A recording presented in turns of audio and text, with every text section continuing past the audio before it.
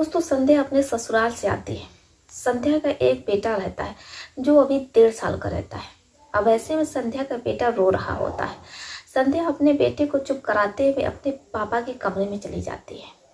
संध्या के पापा सो रहे होते हैं। संध्या अपने बेटे को अपने पिता के पास सुला देती है।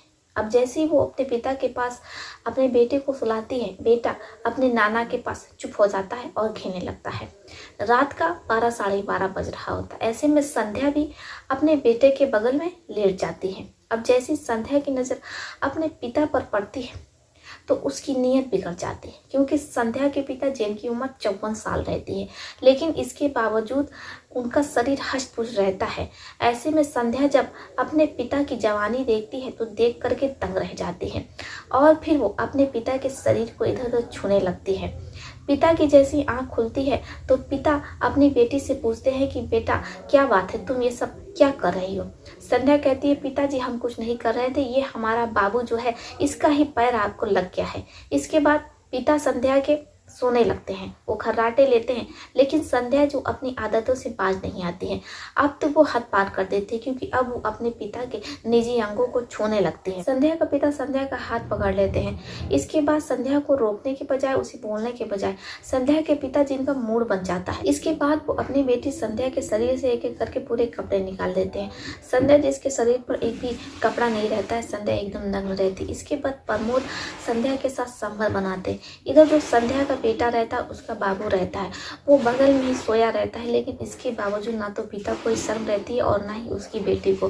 दोनों एक दूसरे के साथ पूरी रात गलत काम करते हैं। इधर जो संध्या की माँ रहती है ललिता देवी, वो छत पर सो रही होते हैं। ऐसे में उन्हें कुछ भी नहीं पता कि उनकी बेटी और उनका पति एक दूसरे के साथ क्या गुलछर्रे उड़ा रहे हैं। दोस्तों, अब आपके भी होश उड़ गए होंगे कि भला एक पिता अपनी बेटी के साथ ऐसा कैसे कर सकता है। पिता ने तो अपनी बेटी की शादी कर दी है, उसे विदा कर दिया है, उसका एक बेटा भी है, लेकिन जब बेटी ससुराल से मायके आती है तो वो अपने ही पिता पर गंदी नजर डाल लेती है और पिता और बेटी एक दूसरे के साथ संबंध बनाते हैं। आप इस सोच में पड़ गए होंगे कि भला एक शादीशुदा महिला जिसका एक बच्चा भी है 1.5 साल का, वो अपने पिता के साथ संबंध कैसे बना सकती है। एक पिता जिसने अपनी बेटी को विदा कर दिया ताकि उसकी बेटी के साथ हर रात संबंध बने और उसकी बेटी को पति सुख मिल सके, लेकिन बेटी जब ससुराल से मायके आती है तो वो अपने ही पिता पर गंदी नजर रखने लगती है और उनके साथ संबंध बनाती है। यहाँ जो पिता रहता है वो भी अपनी बेटी को विदा कर देता है, उसकी शादी कर देता है, लेकिन इसके बावजूद भी वो अपने ही बेटी के साथ गलत काम करता है। अब आप भी सोच में पड़ गए होंगे कि भला एक पिता अपनी बेटी के साथ ऐसा क्यों करता है और संध्या अपने पति को धोखा क्यों दे रही थी। जब आप पूरी कहानी सुनेंगे तो आपको माजरा समझ में आ जाएगा। आप दांतों तले उंगलियां दबा लेंगे। हम आपको पूरी कहानी सुनाएंगे, इस रात से भी पर्दा उठाएंगे कि शादीशुदा संध्या जिसका अपना परिवार रहता है, उसका पति रहता है, उसका एक 1.5 साल का बेटा भी रहता है और ऐसे में वो अपने मायके जब आती है तो अपने ही पिता के साथ संबंध बनाने लगती है। तो आपको यकीन नहीं होगा, आप हैरत में पड़ जाएंगे। लेकिन इससे पहले कि हम आपको पूरी कहानी सुनाएं, हम आपसे कुछ कहना चाहते हैं। हमारा चैनल नया है, आप लोगों के प्यार की सपोर्ट की बेहद ज़रूरत है। अगर आप लोगों ने अभी तक हमारे चैनल को सब्सक्राइब नहीं किया तो कर लीजिए। साथ ही कमेंट बॉक्स में आप लोग अपना अपने शहर का नाम भी लिखिए ताकि हमें पता चल सके हमारा वीडियो कहाँ से देखा जा रहा है और कहाँ तक पहुँच रहा है। कुछ दोस्तों ने अपना नाम लेने को कहा था। गोरखपुर से Najeeb, Alok Kumar, Akanksha Singh, Raju Yadav, Nirmal Verma, Sandeep Sharma. Thank you so much Sandeep ji, ऐसे अच्छे प्यारे प्यारे हमें आप कमेंट करते रहिए। गुड्डू, हैदराबाद से आफरीन खान, गजाला परवीन, नेहा वर्मा, आशुतोष मिश्रा, चंचल जी, दीपक कुमार, आप सभी का कमेंट करने के लिए दिल से धन्यवाद। ऐसे आप लोगों में अच्छे से प्यारे प्यारे कमेंट करते रहिए। जिन दोस्तों का नाम मैं अपनी वीडियो में नहीं ले पाई, मैं पूरी कोशिश करूंगी कि उनका नाम मैं अपनी अगली वीडियो में ज़रूर लूँ। तो चलिए शुरू करते हैं आज की कहानी, बने रहिए हमारे साथ अंत तक। संध्या जो प्राइवेट स्कूल में बच्चों को पढ़ाने का काम करती है। संध्या 1 से लेकर 5 तक के बच्चों को पढ़ाती है, क्योंकि संध्या के पिता प्रमोद खेती बाड़ी करते हैं। अब ऐसे में अगली बरसात उनके खेतों में पानी भर जाता है। प्रमोद कुमार जिनका बहुत नुकसान होता है, इस नुकसान को वो बर्दाश्त नहीं कर पाते हैं और इतना ज़्यादा टेंशन ले लेते हैं कि उनकी तबीयत खराब रहने लगती है। ऐसे में संध्या जिस पर अपने पूरे परिवार की जिम्मेदारी रहती है, संध्या जो अपने भाई बहनों में सबसे बड़ी रहती है, संध्या की माँ जिनकी उम्र 51 साल रहती है। अब ऐसे में संध्या की माँ जो अक्सर बीमार रहती हैं, संध्या की माँ जो पैरों से चल नहीं पाती हैं, वो बैसाखी से बड़ी मुश्किल से किसी तरीके से चलती फिरती हैं। अब ऐसे में संध्या जिसकी 4 बहनें रहती हैं, 2 छोटे भाई रहते हैं, पूरे परिवार की जिम्मेदारी संध्या के कंधे पर रहती है। ऐसे में संध्या प्राइवेट स्कूल में पढ़ाना शुरू कर देती है। संध्या जो ज़्यादा पढ़ी लिखी नहीं रहती है, लेकिन वो हिंदी जानती है, सामाजिक विज्ञान जानती है। ऐसे में संध्या जो इंग्लिश मीडियम स्कूल में हिंदी और सामाजिक विज्ञान की टीचर रहती है। संध्या को 5,000 रुपये महीना मिलता है। अब ऐसे में किसी तरीके से संध्या पूरे परिवार का खर्चा चला रही होती है। इधर संध्या के पिता प्रमोद जो घर पर ही रहते हैं, पूरा दिन पी करके पड़े रहते हैं, ना तो उन्हें अपने परिवार की पड़ी रहती है और ना ही अपने बच्चों की। अब ऐसे समय बीत रहा होता है, सब कुछ चल रहा होता है।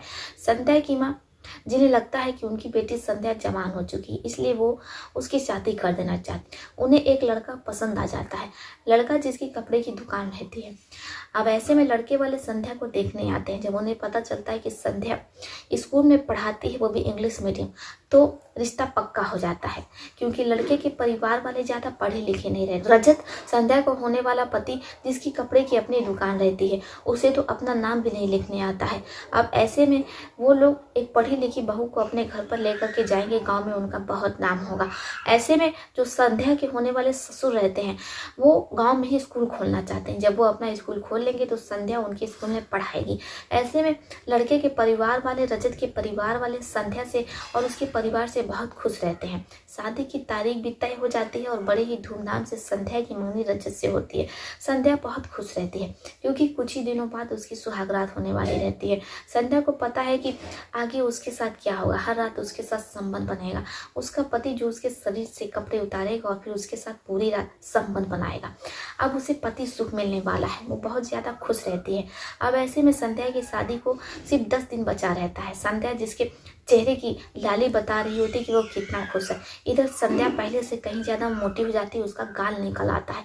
अब संध्या के आस पड़ोस वाली जो भाभियाँ होती हैं, संध्या को छेड़ती हैं। अपने पति के साथ सुहागरात मनाने की कितनी खुशी है, मोटा करके ये एकदम गदगद हुई जा रही हैं। अब संध्या शर्मा जाती है जब उसे आस पड़ोस वाली भाभियाँ छेड़ती हैं। इसके बाद वो समय भी आता है, वो क्षण भी आता है, संध्या दुल्हन बनती है। रजत बारात लेकर के संध्या के दरवाजे पर पहुँचता है। इसके बाद सभी रस्में होती हैं। संध्या विदा होकर के अपने पति रजत के घर पहुंचती है। अब जैसे वो रजत के घर पहुंचती है तो रजत के घर बवाल मच जाता है, क्योंकि रजत की पहली प्रेमिका जो रजत से प्यार करती है और रजत उससे शादी ना करके किसी और लड़की से शादी कर रहा है। अब ऐसे में प्रेमिका रजत के घर पहुंचा और वो संध्या को कमरे में घुसने नहीं देती। रजत की प्रेमिका जिसका नाम रंजू रहता है, रंजू रजत को लेकर के संध्या के कमरे में घुस जाती है और संध्या को कमरे से बाहर निकाल देती है। लेकिन जो रजत के परिवार रहते हैं, उनकी ये बहू रहती है। ऐसे में वो मामले की गंभीरता को देखते हैं और दरवाजा खुलाते हैं। रजत जिसके साथ उसकी गर्लफ्रेंड रंजू भी रहती है और उसकी पत्नी संध्या भी रहती है। अब ऐसे में ना तो संध्या कमरे से बाहर जाना चाहती और ना ही रंजू। इसके बाद परिवार को कुछ समझ में नहीं आता। परिवार ये फैसला लेता है कि रजत दोनों ही लड़कियों के साथ सुहागरात मनाए। इसके बाद रजत अपनी प्रेमिका रंजू और अपनी धर्म पत्नी संध्या के साथ सुहागरात मनाता है।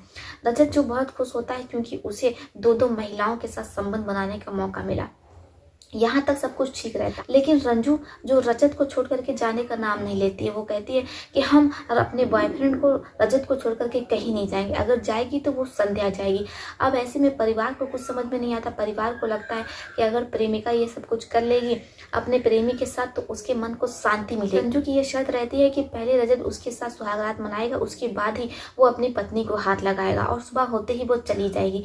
लेकिन जैसे रंजू की सारी शर्तें पूरी होती हैं, उसका मन बदल जाता है और वो रजत का घर छोड़ करके नहीं जाना चाहती है, बल्कि वहीं पर जम जाती है। अब इसके बाद परिवार को भी कुछ समझ में नहीं आता है, गांव में पूरे बदनामी हो जाती है। इसलिए परिवार ये फैसला करता है कि रंजू भी इसी घर में रहेगी, रजत की दूसरी पत्नी बन करके। अब होता भी वैसा ही है। रजत जिसे क्या ही ऐतराज था, उसे तो 2 पत्नियां मिल चुकी थी। रजत का जब भी मन करता, कभी वो रंजू के साथ संबंध बनाता तो कभी संध्या के साथ संबंध बनाता। अब ऐसे सब कुछ चल रहा होता है, समय बीत रहा होता है।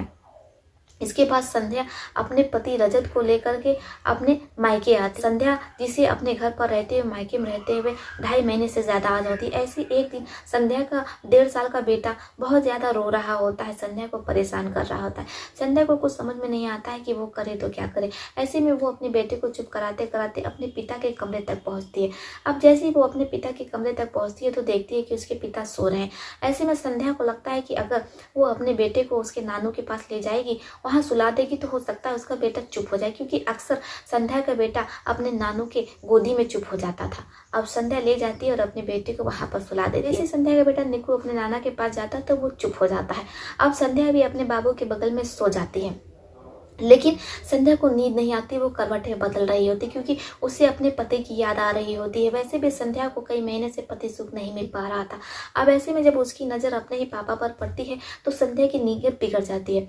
संध्या अपने पापा को इधर उधर छूने लगती है। अब संध्या के पिता प्रमोद की नींद खुल जाती है। जैसे ही उनकी नींद खुलती है तो वो संध्या से कहते हैं कि बेटा ये तुम क्या कर रही हो। संध्या बहाना बनाती है और कहती है पिताजी हम कुछ नहीं कर रहे हैं, ये तो निक्कू हाथ पाँव चला रहा है। अब ऐसे में संध्या के पिता प्रमोद कुमार दोबारा सो जाते हैं, लेकिन अब तो संध्या हद कर देती है। वो अपने पापा के निजी अंगों को छूने लगती है। अब जैसे ही प्रमोद कुमार को आहट लगती है, प्रमोद कुमार संध्या का हाथ पकड़ लेते हैं। इसके बाद वो उठ करके बैठ जाते हैं। अब संध्या जिसे कुछ समझ में नहीं आता क्योंकि वो तो रंगे हाथों पकड़ गई थी, वो बहुत ज़्यादा डर जाती है। लेकिन प्रमोद कुमार संध्या को डांटने फटकारने के बजाय वो संध्या को इधर उधर छूने लगते हैं। अब संध्या जो आहें भरने लगती है। इसके बाद प्रमोद कुमार संध्या के शरीर से एक एक करके पूरे कपड़े निकालते हैं। अब संध्या के शरीर पर एक भी कपड़ा नहीं रहता, संध्या बिल्कुल नग्न रहती है। इसके बाद प्रमोद कुमार यानी कि संध्या के पिता संध्या के साथ अपनी ही बेटी के साथ पूरी रात संबंध बनाते हैं। अब ऐसी सुबह हो जाती है। इधर संध्या की मां नंदिनी देवी, जिन्हें कुछ भी नहीं पता कि आखिर उनका पति और उनकी बेटी एक दूसरे के साथ क्या गुच्छते उड़ा रहे हैं। अब संध्या और उसके पिता का ये रोज का हो गया था। संध्या रोज बहाने से अपने पिता के कमरे में जाती और अपने बाबू को यानी कि निक्की को वहां पर सुला देती। इसके बाद वो अपने पिता के साथ संबंध बनाई करती। ऐसे सब कुछ चल रहा होता है, समय बीत रहा होता है। लेकिन एक दिन संध्या की मां नंदिनी देवी जो किसी तरीके से बैसाखी के सहारे नीचे उतरती हैं। अब जब वो नीचे आती हैं तो उन्हें तरह तरह की आवाज़ें सुनाई देती हैं। वो अपने पति के कमरे की ओर जाती हैं। जैसे ही दरवाज़ा खोलती हैं, जो मंजर वो देखती हैं उसे पूरा जीवन वो भूल नहीं पाएंगी, क्योंकि अपने ही पति को उनकी बेटी के साथ संबंध बनाता हुआ देख करके नंदिनी देवी, जिनकी बैसाखी हाथ से छूट जाती है, वो गिर जाती हैं जमीन पर। और जैसे ही वो गिरती हैं तो प्रमोद कुमार अपनी पत्नी को उठाने आते हैं, लेकिन पत्नी जो सर पकड़ करके रोने लगती है, अपना माथा पीटने लगती है। प्रमोद कुमार और संध्या को पता था कि उनकी माँ जो कि छत पर सोती हैं और एक बार वो छत पर चली जाए तो दोबारा नीचे नहीं उतरती, क्योंकि उन्हें बैसाखी से सीढ़ियों पे चढ़ने में काफ़ी ज़्यादा परेशानी होती है। लेकिन उस दिन नंदिनी देवी, जिन्हें प्यास लगती है, वो पानी की बोतल भूल जाती हैं और पानी की बोतल लेने के लिए नीचे उतरती हैं। तब वो अपने ही पति और अपने बेटी को ऐसी अवस्था में, आपत्तिजनक स्थिति में देखती हैं तो उनके होश उड़ जाते हैं। अब इसके बाद वो अपने पति को और अपनी बेटी को बहुत ज़्यादा खरी खोटी सुनाते हैं। संध्या अपनी माँ को बहुत समझाने की कोशिश करती है, लेकिन संध्या की माँ संध्या की एक नहीं सुनती है। संध्या कहती है कि आप लोगों ने हमारी एक ऐसे आदमी से शादी करवा दी है जिसका पहले से ही अफायर था और वो अपनी गर्लफ्रेंड प्रेमिका रंजू के साथ बहुत खुश रहता है। हर रात वो अपनी गर्लफ्रेंड रंजू के ही कमरे में जाता है और उसके साथ संबंध बनाता है। ऐसे में हमें पति सुख नहीं मिल पा रहा था। जब हम ससुराल से मायके आए तो यहाँ पर आए हुए हमें 2 से 2.5 महीना हो गया था और इतने दिनों से ना तो हमारे पति हमारे पास आए और ना ही वो हमें लेने आए। ऐसे में हम करते तो क्या करते, हमने इसमें क्या ही गलत कर दिया है। जब नंदिनी देवी ये सुनती हैं तो अपनी बेटी को कई झापड़ लगा देती हैं। नंदिनी देवी अपने दामाद रजत को फ़ोन करती हैं।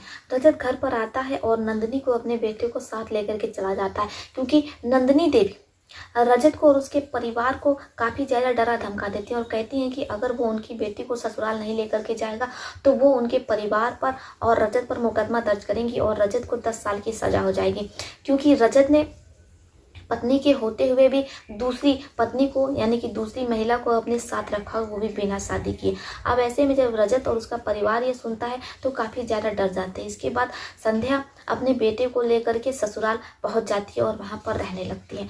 आशा करते हैं दोस्तों कि आपको ये कहानी बेहद पसंद आई होगी। आपका इस पर क्या सुझाव है? क्या संध्या ने जो कुछ भी किया वो सही था? क्योंकि संध्या को पति सुख नहीं मिल पा रहा था, ऐसे में उसने जो कुछ भी किया। अपने पिता के साथ, वो कहाँ तक सही था। आप लोग अपनी अपनी राय जरूर लिखिएगा। तो चलिए फिर चलते ही मिलते हैं आपसे किसी और कहानी में। तब तक के लिए आप अपना और परिवार का ध्यान रखिए। आदाब, श्रुतिका, नमस्कार।